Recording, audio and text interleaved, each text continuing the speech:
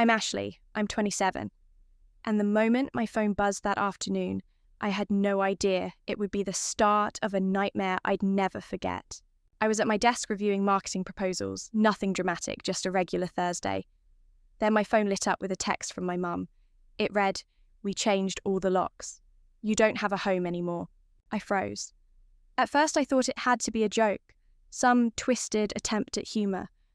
So I typed back, "Ha, how brave you think you are." But inside I was anything but calm. I was shaking, because deep down I knew it wasn't a joke. That house, my grandmother's house, was legally mine. She left it to me in her will. And now my own parents were stealing it from me.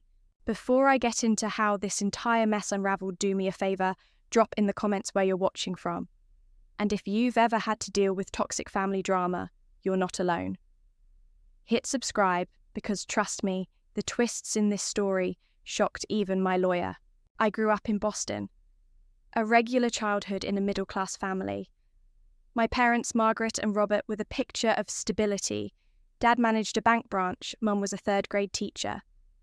We had dinner together most nights, took summer vacations to Cape Cod, and argued like any other family. My little brother Jason and I. We fought a lot as kids, but we got along more than we didn't.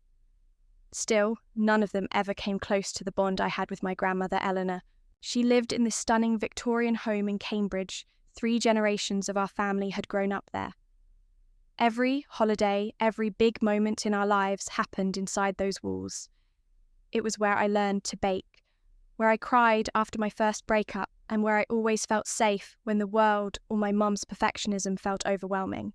"You've always understood this house, Ashley," my grandma would say, as we rocked on the porch. "You see beyond the paint and the wood, you see its story." At the time, I didn't know how much those words would stay with me. Grandma passed away last year. She was 92. Losing her broke something in all of us. But what truly fractured my family was what came a month later, the reading of her will. We all gathered in this stiff, beige law office downtown. My parents Jason, a few extended relatives. None of us expected any surprises. But then the lawyer said it. She left the house to Ashley. Silence. And then chaos. My parents were stunned. My mom went pale, then red, then angry. "There must be some mistake," she snapped, voice sharp. She wasn't thinking clearly toward the end.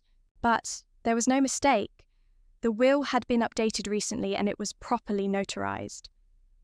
Grandma was of sound mind. She'd left the house to me, only to me, with a handwritten letter explaining why. "This house is more than just property," she wrote. "It's our family's story. And Ashley will protect that story." I remember feeling overwhelmed, grateful, confused, even guilty. But mostly, I just wanted peace. So the next day I sat down with my parents for coffee. I tried to keep things calm.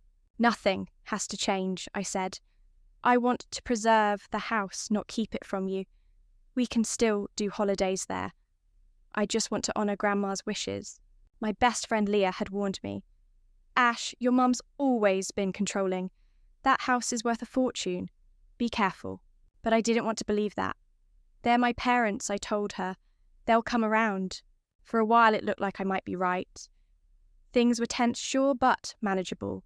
I moved into the house and started slow renovations, nothing major, just updating the plumbing, restoring some of the woodwork. I invited them over for Sunday dinners, kept Grandma's traditions alive. But every change I made was met with criticism. "You painted over her wallpaper," my mum hissed one night, running her fingers across the fresh wall. "She had that for 40 years. "Those curtains don't match the period of the house," she snapped another time. Jason tried to smooth things over. "She's just adjusting. They were counting on selling this place for retirement." I understood. I really did. But I stood firm. "Grandma didn't want it sold," I said. "She trusted me. I'm doing what she asked." Then came the real tipping point. The one that set everything on fire. I announced I wanted to convert the front parlour, the big, sunlit space at the front of the house, into a small art gallery. Just a quiet, appointment-only space for local artists. A way to honour Grandma's love for art and keep the house alive. Plus, it would help cover the costs of maintaining such an old property. I brought it up over dinner. Big mistake. Dad immediately bristled. You can't just open a business here, it's a residential zone. Actually, I said calmly. The city allows it under the historic building exemption. I've already checked. My mother pushed her plate away. You're going to bring strangers into this house. Through our neighborhood, you'll ruin everything. It's not like that, Mom. It's small. Controlled. 3 or 4 people at a time by appointment only. But the tension escalated fast. Voices rose, plates clinked. Finally, my father slammed his hand on the table. It's Ashley's house. If she wants to make stupid decisions, that's her right. It felt like a strange kind of acceptance. I thought maybe they were starting to respect my choices. Jason stayed behind to help me clean up. They'll come around, he said, handing me a dish towel. Give them time. I believed him. God, I had no idea what they were planning. 2 weeks later, I had to fly to Chicago for a marketing conference. It was a big deal. Months of work were riding on a single presentation. And it went better than I ever expected. I landed a massive new client for our agency. I was riding that post-success high, already texting Leah from the airport. She can't wait to be home. Need my bed and a face mask ASAP. I called an Uber, dragged my suitcase to the curb, and let the familiar sights of Boston welcome me back. When I got to the house, the sun had just dipped below the horizon. The porch light was on. Everything looked the same until I put my key in the door. It didn't fit. At first I thought maybe I was just tired. Maybe the door was sticking again. This house was over 100 years old after all. But I tried again. And again. Still nothing. Then I noticed the lock. It wasn't just the door being fussy. It was a completely new deadbolt. My heart started to pound. I pulled out my phone and called my mum. No answer. I tried Dad. Straight to voicemail. Just as I was about to call Jason, my phone buzzed with a text. From my mom. We changed all the locks. You don't have a home anymore. This house belongs to the family, not just you. I stared at the screen. I read it over and over, trying to convince myself I was misunderstanding. But the meaning was crystal clear. My parents had locked me out of my own house. The house that was legally mine? I tried to stay calm. I typed back, "How funny. How brave you think you are." Haha. I was trying to sound unbothered, like this wasn't breaking me in real time. But I was crumbling. I called Jason. He picked up sounding half asleep. "Did you know about this?" I demanded. "About what?" "Mom and Dad changed the locks on Grandma's house. They've locked me out." A long pause. "Oh, Ash. I didn't know they were going to do that." "Well, where are they?" "They went to the Cape for the weekend. They won't be back until Sunday night." It was Friday. 2 nights without a place to sleep. "Do you have a key? Can you come let me in?" Another pause. "I don't. And even if I did..." "Look, I can't get in the middle of this." "You're already in the middle, Jason." "They're really upset about your gallery plans," he said weakly. I couldn't believe what I was hearing. "This is my house, Jason. Legally. They can't just change the locks. Maybe just give them some time. Stay with a friend for the weekend." I hung up. And that's when I saw them, 3 giant black garbage bags shoved into the bushes beside the porch. I opened one. My clothes tossed in haphazardly. The second held my toiletries. The third, personal items, books, framed photos. A jewelry box was missing. They'd packed my life into trash bags, like I was garbage. I sat on the porch steps and tried to breathe. I wanted to scream. Instead, I called Leah. She picked up instantly. "What's wrong?" I told her everything. "I'm coming to get you," she said. "You're staying with me tonight." While I waited for her, I sat guard over my bags. I was scared someone would call, the cops say I was trespassing. Every car that passed made my stomach clench. Leah arrived in her old Honda Civic and jumped out like a soldier on a mission. "This is insane," she kept saying as we stuffed the bags into her trunk. "They can't legally do this." "I know," I said, but they did. At her apartment, the full weight of it hit me. I started noticing what was missing. My grandmother's jewelry box wasn't among the bags. Neither was the original will, or my birth certificate, or her leather-bound journal about the house's history. These weren't things someone accidentally forgot to pack. They were things they deliberately didn't give back. That night, on Leah's pull-out couch, I cried until there was nothing left. My throat hurt. My chest felt like it was being crushed. The betrayal wasn't abstract anymore. It was physical, tangible. My parents had thrown me out like an unwanted guest. I thought about breaking a window, forcing my way back in. But then I remembered something from a college class on property law. If you use force to enter even your own house, it can be used against you legally. They could claim I was trespassing or damaging property. So, I stayed put. I didn't want to make things worse. I needed to be smarter than that. The next morning, Jason called. I talked to Mum and Dad, he said. They're not budging. They're locking me out of my own house. What do they want from me? They feel like you're being selfish, that you're disrespecting the family by turning the house into a business. It's not a business, it's a gallery. And it's not about them, it's about Grandma, her wishes. They said if you just agreed to sell and split the money, this wouldn't be happening. I was stunned. So this is about money. It's not just money, Ash, it's respect. What about Grandma's wishes? Do those mean nothing? He sighed. I'm trying to help. If you just apologized and agreed to discuss selling. I'm not apologizing for legally inheriting a house, or for wanting to protect it. You're not making this easier. I'm not trying to make it easy. I'm trying to understand how my family could do this. After I hung up, Leah said the words I already knew but hadn't admitted out loud. You need a lawyer, like yesterday. And she was right. My parents had crossed a line that couldn't be uncrossed. That weekend, those 2 days of uncertainty, shame, and anger, was one of the hardest of my life. But somewhere in that storm of betrayal, something stronger started to form. Determination. They had no right. They couldn't take what was mine. I wasn't going to let them win. Monday morning, I called in sick to work. My boss didn't press. He probably assumed it was something minor. But for me, this wasn't just a sick day. It was a war room day. By noon, I had an appointment with a property lawyer named Sophia Chin. Her online reviews were glowing. People called her sharp, strategic, and most importantly, compassionate. That last part sold me. Her office was in a brownstone in Back Bay, warm lighting, comfy couches, and soft jazz in the background. It didn't feel like a place where legal battles were planned. It felt like a place where people came to reclaim their lives. When she invited me in, I felt small, tired, drained. But she listened, really listened. I walked her through everything Grandma's will, the house, the gallery plan, the lockout, the garbage bags on the porch, every humiliating detail. She asked a few questions, took some notes, and when I finished, she leaned forward, eyes steady. First, she said, I want you to understand what your parents did is illegal.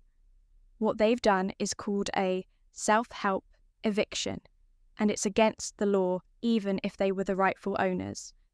But they're not. You are. Do you have the deed? I have a copy. The attorney sent it after the will was read. And the original will. My grandmother kept it in a jewelry box, I said. It wasn't in the bags. I think my parents kept it. Sophia nodded. That's fine. We'll request the official copy from probate court. And we'll get the deed records from the county clerk's office. Here's what happens next. We file for an emergency injunction to get you back in your home immediately. Then we file for damages, both for the illegal eviction and the missing property. Damages, I echoed like the word was foreign. Yes. What they did isn't just cruel, it's financially and legally punishable. You've lost your home, your possessions, peace of mind, possibly even income. I swallowed. I don't want to sue my parents. You didn't choose this. They did. You're protecting what's legally yours. She began drafting the paperwork right then and there. I signed form after form, and by the time I left, she'd already filed the injunction with the court. Her final instructions before I left were simple but firm. Document everything, texts, voicemails, anything missing from the house. Don't contact them directly anymore. From now on, let me handle all communication. I nodded. I was walking to the train when my phone buzzed again. A Facebook notification. I opened it and nearly dropped the phone. My mother had tagged me in a post. Public, long, accusatory. Heartbroken that my own daughter would betray family traditions, and turn her grandmother's beloved home into a business. Some people forget where they come from. The post was already gathering comments. Neighbours, family friends, old teachers. Most offered sympathy to my parents. Some asked if I was okay. A few flat out called me selfish. I showed Leah when I got home. "This is a smear campaign," she said, scrolling. "They're trying to pressure you through social humiliation." That night, it got worse. Voicemails started flooding in, from my dad. The first one was cold. "You've made a big mistake getting a lawyer involved. Your mother is devastated." The second was darker. "If you think the family is going to sit by while you destroy your grandmother's legacy, think again." The third, straight-up threats. "We're going to contest the will. You manipulated her. She was vulnerable. You'll regret this." I sat on Leah's couch in silence. Her dog Max rested his head on my knee, sensing something was wrong. By morning, 2 of my cousins had unfriended me on Facebook. My Aunt Carol called and said she was disappointed in my greed. Even Uncle Pete Dad's brother emailed me saying I should do the right thing before this gets any uglier. But one person reached out with kindness. My great-aunt Patricia, Grandma's sister. "This isn't what Eleanor would have wanted," she said on the phone. "She trusted you, Ashley. Don't let them bully you." 3 days after hiring Sophia, Jason asked to meet for coffee. We sat in a corner booth at a diner near the river. He stirred his sugar packet into his latte like he couldn't look me in the eye. "They're trying to sell the house," he finally blurted. 2 developers. "What?" "They've been in talks for months, even before you moved in, even before the gallery thing." I felt the breath leave my lungs. "They want to demolish Grandma's house." Jason nodded. "The land is worth more than the house. The developer's offering $2 million. And when were they going to tell me it's my house? They thought you'd give in eventually. That if they pushed hard enough, you'd fold. But the developer has a deadline. If they don't close by the end of the quarter, they're moving on." Suddenly, everything made sense. The sudden hostility, the lockout, the Facebook posts, the voicemails, they weren't just mad, they were desperate, because they were running out of time. Meanwhile, I was bleeding money. I had to buy essentials, cover Leah's groceries and utilities, and now legal fees. I was still showing up at work, but I was a shadow of myself. Spacing out in meetings, missing deadlines. The client I landed in Chicago was already expressing doubts. Leah was my rock always, but I could see the cracks. Her 1 bedroom wasn't built for 2. Her boyfriend was clearly annoyed by my constant presence. "You can stay as long as you need," she said one night, brushing it off. Brian understands. But her eyes told another story. I couldn't live like this much longer. Then, a week after I hired Sophia, she called with an update. "The hearing for the emergency injunction is Monday," she said. "The judge is fair but conservative. She'll follow the law, but we need to be ready. No room for sloppiness." Have my parents responded? They've retained Richard Baxter. She didn't say much more, but her tone said everything. That name meant trouble. He's aggressive.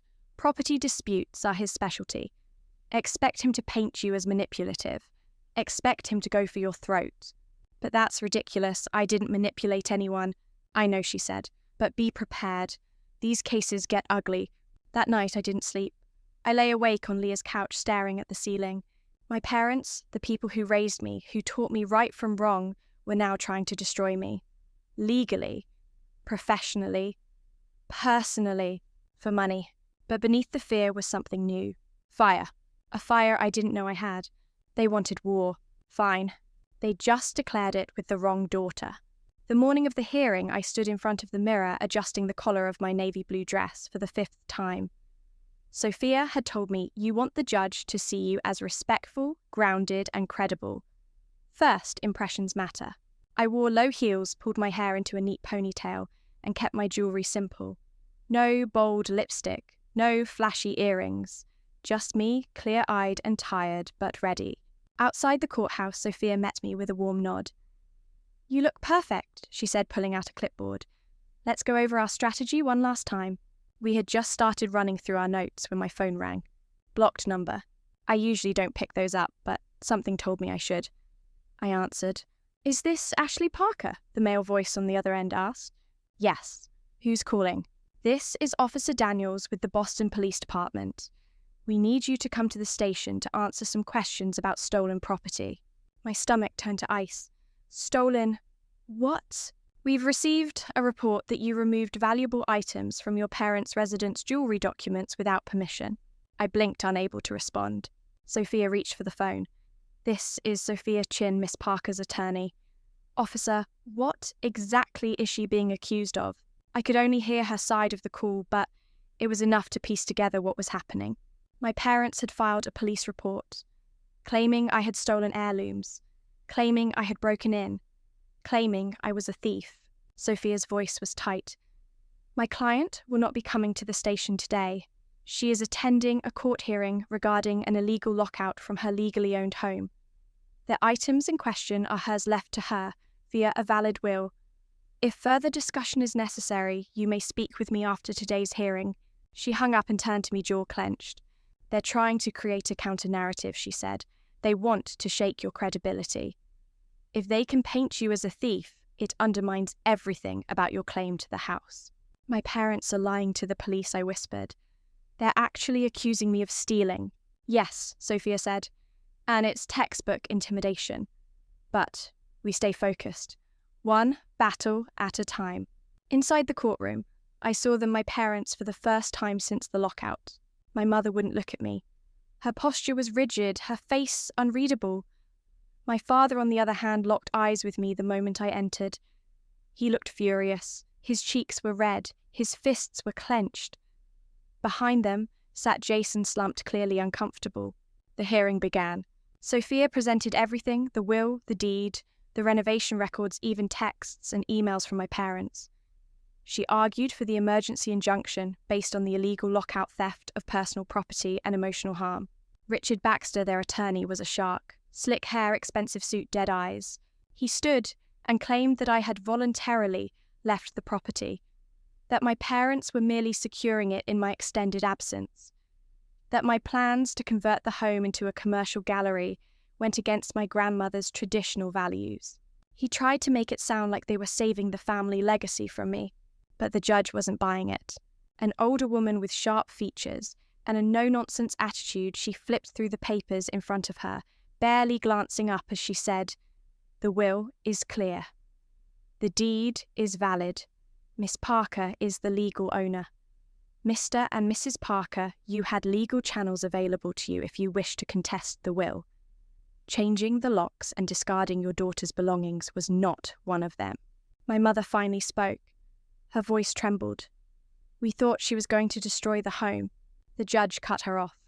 "That's not a legal justification for unlawful entry and lockout." Turning to their attorney, she said, "I'm granting the injunction. Miss Parker is to be given immediate access to her home. All removed belongings must be returned within 24 hours. Any missing or damaged items will be considered in contempt of court." My mother began to cry. My father's face darkened to a stormy purple. As we walked out of the courtroom, Sophia and I were discussing next steps when a police officer approached. "Ashley Parker." I nodded, my stomach in knots. "I need to ask you a few questions regarding the stolen property reported by Margaret and Robert Parker." Sophia stepped in immediately. "My client has just been granted an emergency injunction. We consider this report to be a retaliatory measure and an extension of the civil dispute currently being handled in court." The officer looked uncomfortable. "I understand. We're not detaining her. Just need her response for the report." Still, being questioned right there outside the courthouse with people watching was humiliating. I could feel eyes on me, colleagues from neighbouring firms, a judge walking by. Even the courthouse security guard tilted his head, whispering into his radio. Later that day, as I prepared to finally reclaim my home, my boss called me into his office.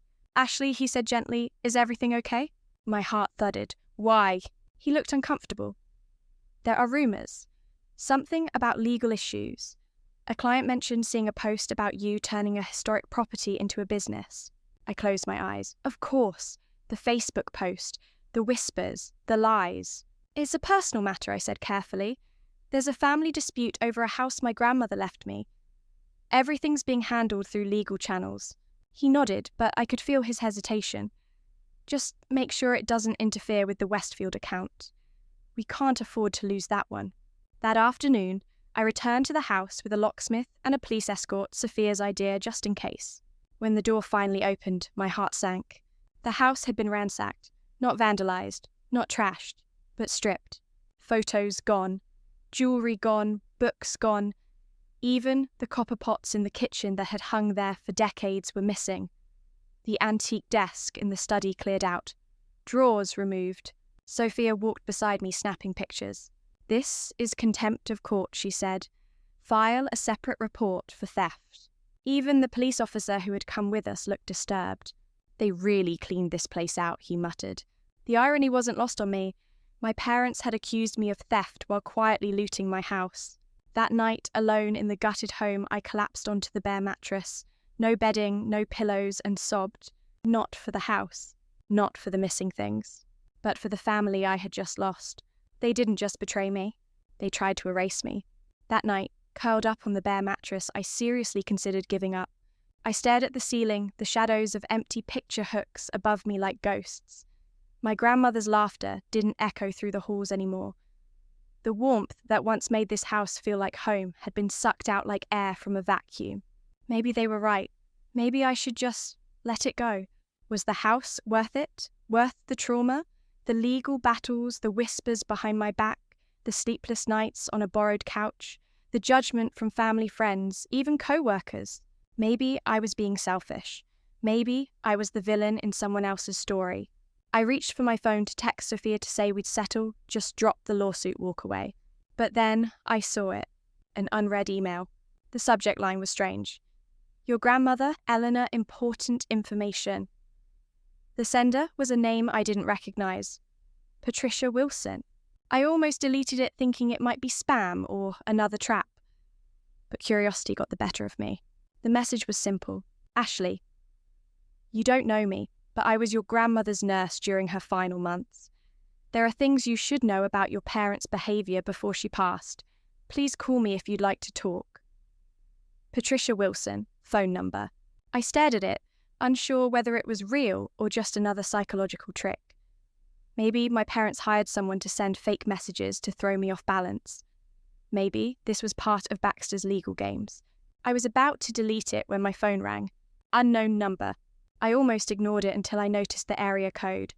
Western Massachusetts.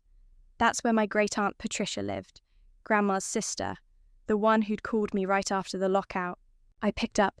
"Hello, Ashley, it's your Aunt Patricia," the voice said, warm but serious. "I've been trying to reach you." I blinked. "Wait, did you just email me about being Grandma's nurse?" There was a pause. "No, dear. I'm not a nurse, but I do have something for you. Some things your grandmother left with me for safekeeping. Things she didn't want your parents to find." It was nearly midnight, but I was wide awake, heart pounding with something I hadn't felt in weeks. Hope. The next morning I called in sick again and made the 2-hour drive out to Western Massachusetts. The fog clung low to the ground as I pulled into the driveway of a cozy cottage surrounded by wildflowers and roses. A place frozen in time. Aunt Patricia opened the door with a soft smile. She was in her 80s, but tall and regal, with steel grey hair and kind eyes that reminded me a little of Grandma. "You look just like Eleanor," she said, her voice tight with emotion. Same fire behind the eyes. Inside, we sat at her old wooden table with floral china and cinnamon tea. She got right to the point. "Your grandmother knew your parents would contest the will she began.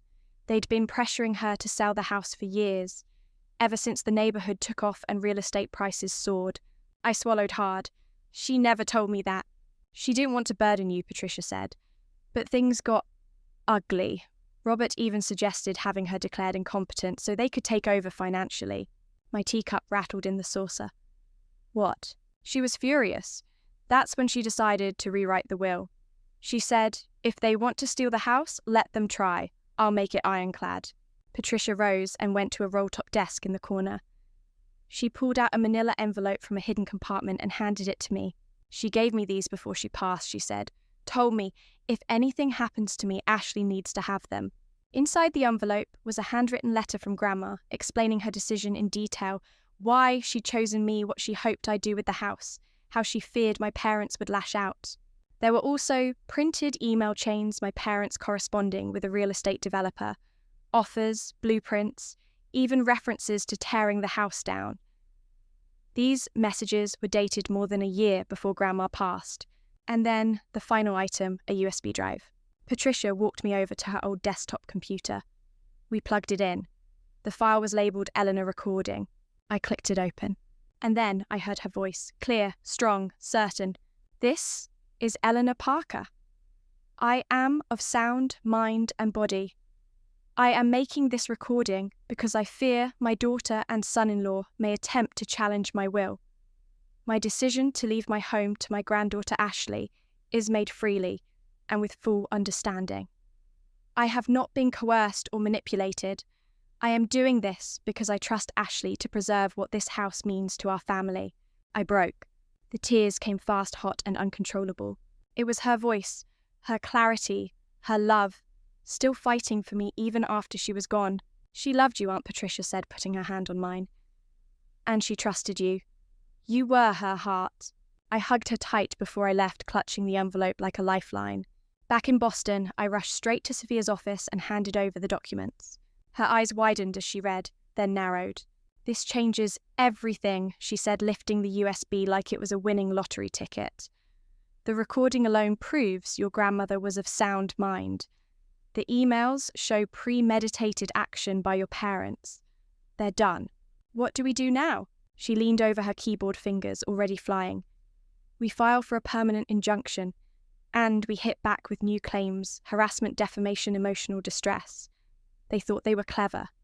They're about to regret underestimating you." That afternoon, an email arrived from Baxter. The subject line was just, "We have a problem." The body of the message was even better. "In light of recent developments, my clients would like to discuss a private settlement. We believe it is in everyone's best interest to resolve this matter outside of court." Sophia smiled coldly. "They don't know what we have," she said, "but they know they've lost."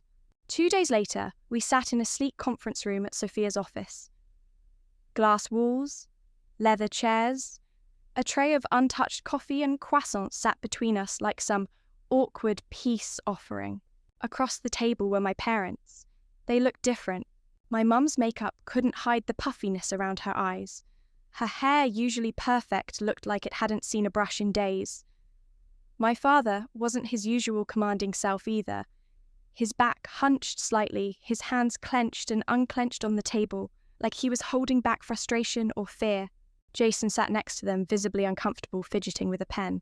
Their lawyer, Richard Baxter, still looked smug, but his confidence had cracked. You could see it in the way he shuffled his papers and kept glancing at Sophia. "My clients," he began, "are prepared to return all items removed from the property. They're also willing to formally acknowledge Miss Parker's legal ownership of the house." Sophia didn't blink. "That's not enough. Not even close." Baxter paused. "We're requesting that Miss Parker, in exchange, drop any additional claims and agree not to pursue criminal charges." Sophia leaned forward. Calm, precise, cold-blooded in the best way. "My client has suffered significant damages, financial, emotional, professional. She's incurred legal fees, lost work opportunities, and been subjected to a deliberate campaign designed to destroy her reputation. We are open to discussion, but your current offer is laughable." Baxter bristled, but before he could speak, Sophia continued, "And before we go any further, there's something you all should hear." She pulled a laptop toward her, clicked open the audio file from the USB, and hit play. The room filled with the sound of my grandmother's voice. "I fear my daughter and son-in-law may attempt to challenge my will. I am of sound mind and body. I leave this house to Ashley because I trust her." My mother gasped audibly. My father turned pale. His jaw clenched so hard I thought it might snap. Jason looked like he might throw up. "That recording," Sophia said, pausing the playback, "was made a few weeks before Mrs. Parker's death. You'll also find in discovery emails dating back 2 years, correspondence with developers, offers made, plans drafted." Baxter cleared his throat. "We'd like to request a brief recess." When they returned 20 minutes later, the vibe had shifted. Completely. My parents looked small, defeated. "My clients," Baxter began again this time, slower, "are now prepared to make a full retraction of any prior claims suggesting Miss Parker acted inappropriately. They will return all items removed from the property. They're also prepared to pay compensation for her temporary displacement, emotional distress, and legal expenses. Now we were talking. The negotiations took hours. We went back and forth on specifics, timelines, payments, a written apology, public statements to correct the narrative. Every line mattered. Eventually, we landed on terms that felt like justice. The final agreement. My parents would issue a public retraction on the same platforms they'd used to smear me. They'd return every item taken from the house, or compensate for anything missing. They'd cover all my legal fees and pay $50,000 in additional damages. They'd maintain a 100-yard distance from the property unless expressly invited. As we wrapped up, Jason quietly stood and approached me in the hallway. "Ash, I'm sorry," he said, his voice cracked. "I didn't know about all of this. I mean, I knew they were mad. But I didn't think they'd go this far." I looked at him, trying to find the brother I'd grown up with, the kid who used to sneak me extra cookies when Mom wasn't looking. "You stood by while they tried to destroy me," I said softly. "I didn't know how to fight them. I was caught in the middle." I held my papers to my chest. "I'm your sister, Jason, and you chose a side." His shoulders sank. "Can we talk sometime? Maybe coffee next week?" I hesitated, then nodded just once. "Maybe." After they left Sophia and I walked to our cars, she placed a hand on my shoulder. "This is a good outcome, Ashley. Better than most. But I want you to be realistic. Reconciliation after something like this, it's rare." I nodded slowly. "I think I'm just starting to understand who they really are. And honestly, that might have been the most important part of all of this. The clarity. The truth." That afternoon, we had the formal settlement signing. Just us and the lawyers.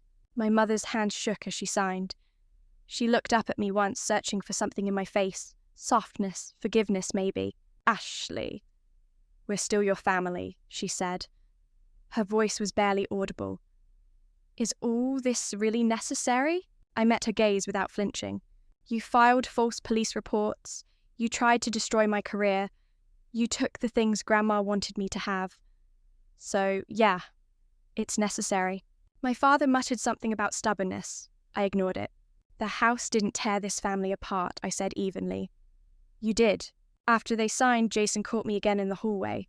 "I should have stood up for you sooner," he said. "I was a coward." I sighed, torn between anger and exhaustion. "Yes, you should have," I said. "But you're here now. That counts for something." He looked like he might cry. "Can I text you sometime?" "Maybe," I said again. It wasn't a promise. But it wasn't a door slammed shut either. Back at the house, Leah and 2 of our friends came over. We lit sage, opened every window, and cleaned the place from top to bottom, physically and spiritually. We ate pizza on the porch and drank cheap wine, laughing for the first time in weeks. Leah raised her glass. To Ashley, who didn't just get her house back. She got her power back. Cheers erupted. But inside, I felt something more complicated than victory. Because getting the house back didn't undo the pain. It didn't erase the betrayal. Still, it was a start.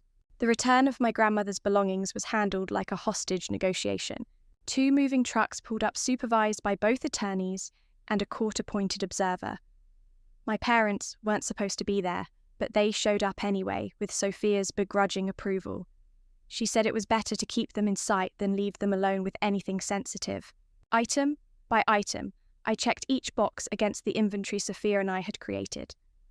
The kitchenware was back, most of the books, some of the framed photos. Even the vintage armchair I'd grown up curling into was carefully wrapped and returned to its spot in the sunroom. But a few things were still missing. I turned to the movers. "The jewellery box isn't here." Sophia looked up from her clipboard. "What about the leather-bound journal, the one about the house?" I glanced at the returned boxes again. Nothing. My mother spoke up, her voice unusually quiet. "The jewellery box. It's in our safety deposit box. We didn't know what to do with it. And the journal," I asked. Her face changed, tightening just slightly. "I may have thrown it out in a moment of anger. I'm sorry." That last line felt like salt in an open wound. Losing the journal was like losing a second part of Grandma. Her thoughts, her humour, her handwritten recipes in the margins. her clippings from local art shows, her sketches of the house's original layout. I turned away so they wouldn't see the tears fill my eyes. "If it turns up," Sophia said sharply, "you'll notify us immediately, and you'll return it. No exceptions." My parents nodded, but neither said a word. When the trucks pulled away and the front door finally closed behind them, I was left standing in the centre of my grandmother's parlour, now filled with half-labelled boxes and ghostly silence. The house was mine again, legally, physically, but emotionally, it felt hollow. It was supposed to be a moment of triumph, but all I could feel was tired. Still, I had work to do, a life to rebuild. First up, repairing my professional reputation. I scheduled a meeting with my boss and laid everything out: what had happened, why it spiraled, how my parents weaponized social media to make me look like a greedy villain. He listened, jaw clenched, then nodded. "Thanks for being honest. Family stuff can get messy." "I'm back in full capacity," I said, "and I'll prove it. Just give me a chance." He did. The Westfield account that had been wobbling, I dove in. Late nights, early mornings, mock-ups, revisions, calls with the client to rebuild trust. Within a few weeks, not only was the campaign salvaged, it landed a bonus contract. My team noticed. So did management. I'd been fighting to prove I was still worth it. Turns out I'd never stopped being worth it. Outside of work, reactions were mixed. Some neighbours who had known my grandmother for decades welcomed me back with casseroles and offers to help unpack. Others, friends of my parents, stayed quiet, cold. They looked the other way when we passed each other on the sidewalk. A few even crossed the street, and I let them. I wasn't going to waste energy trying to win them over. The truth was on my side. Documented, signed, stamped, sealed. I got to work transforming the parlour into the gallery space Grandma always dreamed about. I hired an architect who specialised in historical restorations. We kept the stained glass, the original floors, even repainted the mouldings, using Grandma's favourite colour eggplant grey. Sounds strange, I know, but somehow it worked. We filed for the appropriate permits and installed soft museum-style lighting. I even installed a tiny guest book by the entrance, just like Grandma used to do for her community book club. By spring, it was ready. The opening night of the gallery was quiet and intentional, just a few local artists, neighbours and friends. Leah made sangria. Jason brought a vintage photograph of Grandma standing on the porch in the early 80s, a wide grin on her face. "Found it in one of Mom's old albums," he said. "Thought it belonged here." I nodded, my throat tight. "It does." I framed the photo and placed it near the entrance. The caption read, "Eleanor Parker, Guardian of Stories." Guests wandered through, admiring the artwork. The theme of the show was memory and home, a tribute to everything I'd fought for. One older neighbour, Mrs. Dalton, approached me with teary eyes. "Your grandmother would have loved this," she whispered. "She always said this house needed young energy." That night, as the last guest trickled out, and I stood in the quiet of the gallery, wineglass in hand, I felt it. Not just relief, but pride. This was mine. My vision, my legacy. The place where I'd once been discarded had become my strongest anchor. A year after the hearing, we hosted our biggest exhibit, yet a photography collection on family dynamics. The images were raw, some warm, some messy, some painfully honest. It wasn't lost on me that the symbolism ran deep. Leah came early to help arrange flowers. She raised her glass as we stood back and admired the packed space. "Full circle moment," she whispered. She was right. The house, once a battleground, had transformed into a sanctuary. The professional rebuild had led to something unexpected too. A promotion. Creative director. My own team. Autonomy. A seat at the decision-making table. And projects I actually cared about. My relationship with Jason also shifted. Slowly. Carefully. Our weekly coffee meetups became something more honest conversations. No more tiptoeing, no more playing neutral. "They're not handling this well," he admitted one day. "Dad's drinking more. Mum barely leaves the house. They feel humiliated." "I didn't humiliate them," I replied. "They did that themselves." "I know. I'm not making excuses. Just thought you should know." I appreciated his honesty, but I wasn't ready to extend that kind of grace to my parents. Not yet. The wounds were still fresh. Too deep. The first holiday season was the hardest. Thanksgiving had always been the crown jewel of our family traditions. My grandmother presided over it like a queen, with my mum orchestrating the menu like a general. My dad would carve the turkey. Jason and I would argue over who got the bigger slice of pumpkin pie. That dining room, now mine, had been the scene of laughter, tension, warmth, and history for decades. But this year it was empty, so I decided to host something new. Friendsgiving. Leah brought stuffing. Our co-worker Erin showed up with 3 different kinds of pie because she couldn't decide. Jason came too, and, to my surprise, he helped cook. We filled the space with music, mismatched chairs, inside jokes, and chosen family. Leah looked around the table that night and smiled. "It's different," she said while we did the dishes later, but maybe better. She was right. There was no tension, no eggshells, no expectation to perform. No one was judging the centerpiece or counting calories or waiting for a fight. It wasn't the Thanksgiving I grew up with. It was the one I needed now. Later that night, after everyone left and the laughter had faded into the hum of the dishwasher, I sat in Grandma's favourite armchair by the fireplace. The shadows of the flickering flames danced on the walls, and for the first time in months, I let myself truly feel everything. Grief, gratitude, loss, victory. I had lost my family as I knew it, but I had found something else, something deeper, the knowledge that I could survive the worst of betrayals, that I could rebuild from ashes, that I could plant new roots in old soil and make something beautiful bloom. In the spring, the gallery launched a new exhibit local artists exploring themes of memory, resilience, and legacy. The turnout was better than I expected. Even a few neighbours who had originally been critical showed up. One elderly woman in a shawl approached me quietly. "You don't know me," she said, "but I was friends with your grandmother.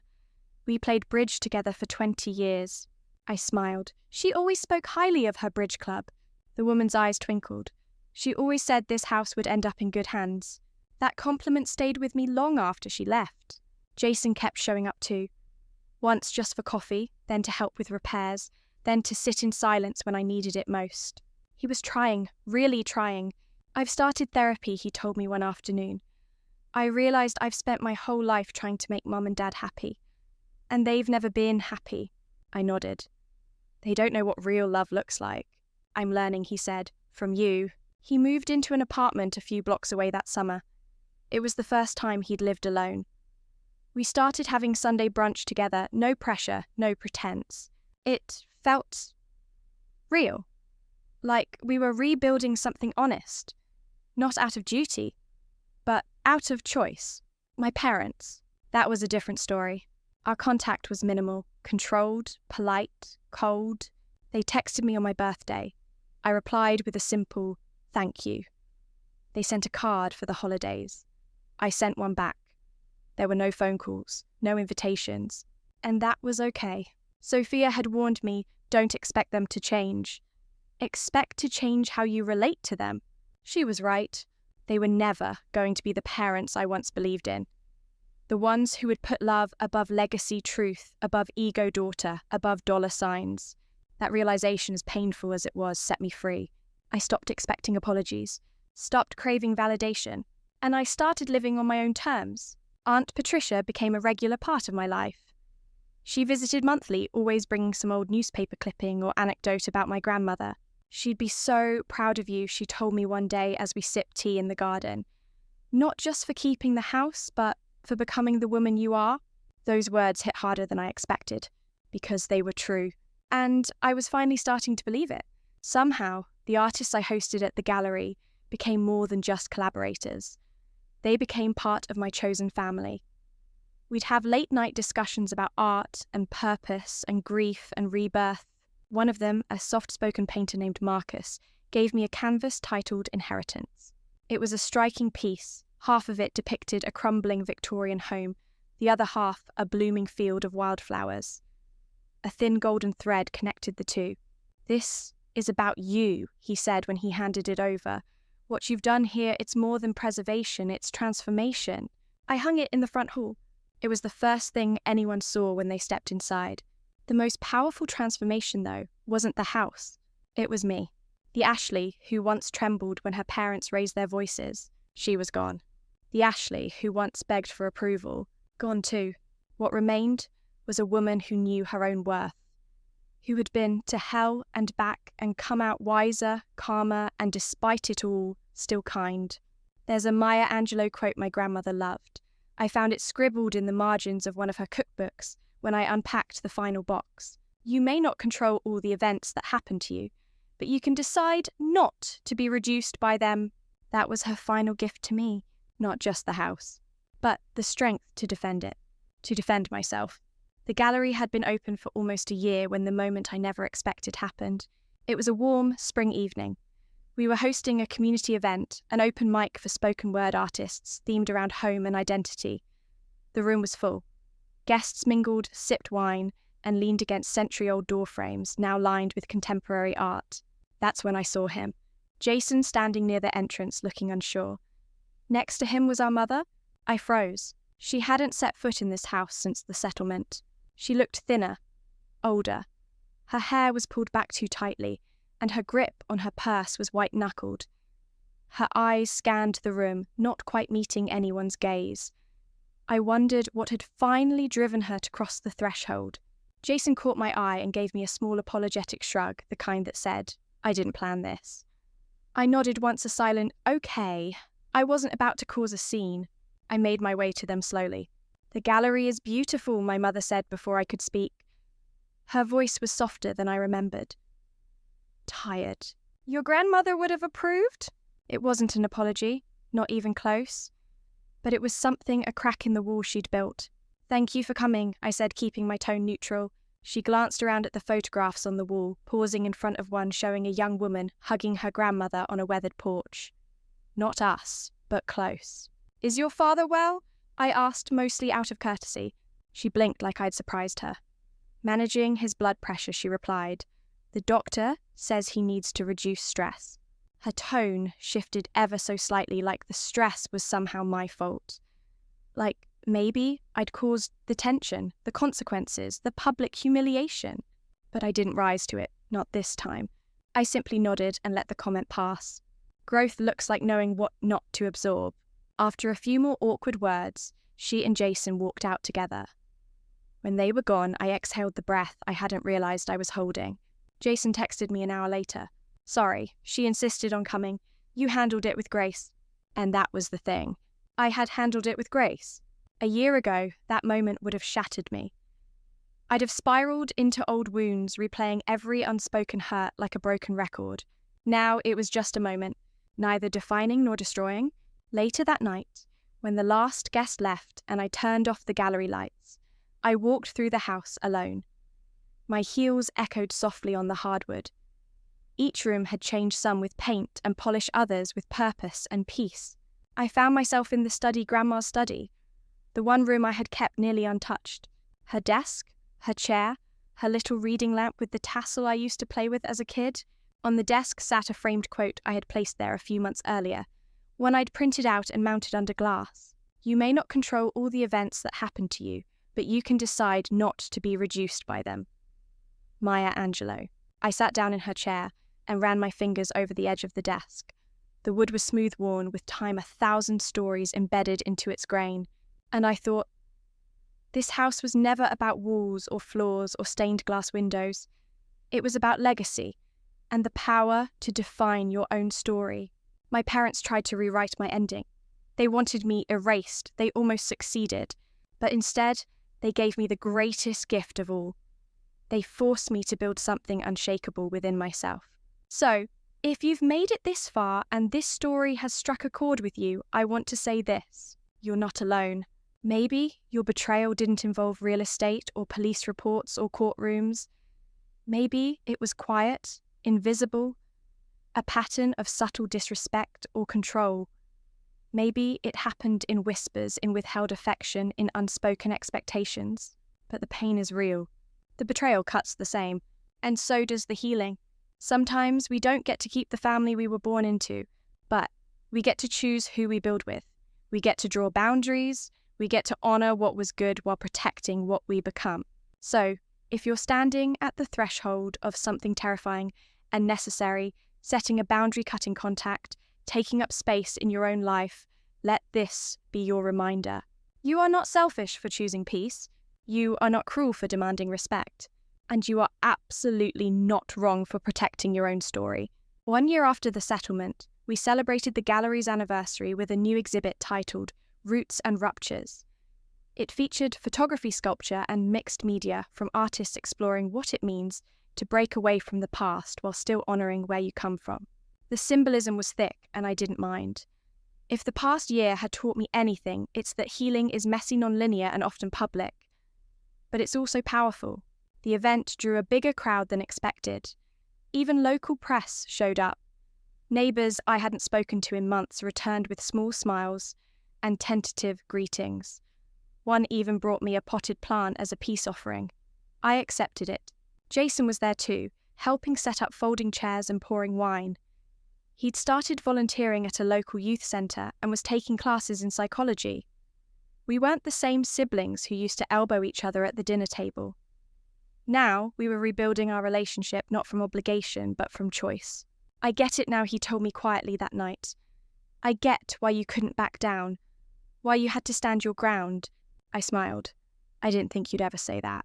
I didn't think I'd ever believe it, he replied. But I do now. After the guests left and the gallery doors were locked for the night, I sat alone in the parlour that used to be a battleground. Where voices were once raised and threats thrown like knives, there was now quiet and light. I glanced over at the wall where I'd framed my grandmother's letter, the one she wrote when she changed the will. It hung beside the vintage photo Jason had given me of Grandma smiling on the porch in the 80s. Next to it, I'd added a third piece, a blown-up still from the USB video. A frame where she was sitting in the kitchen mid-sentence with her hand resting on the oak table she loved. She looked calm, resolved. That image meant everything to me now. It was her final act of love, protecting me with her voice when she could no longer do so with her presence. As the seasons turned, so did my life. The gallery continued to grow. We started workshops for young artists and mentorships for teens in the neighbourhood. The city even granted us a small cultural preservation award. My name was listed on the plaque next to my grandmother's, honouring her legacy and my efforts to preserve it. At work, I was promoted again.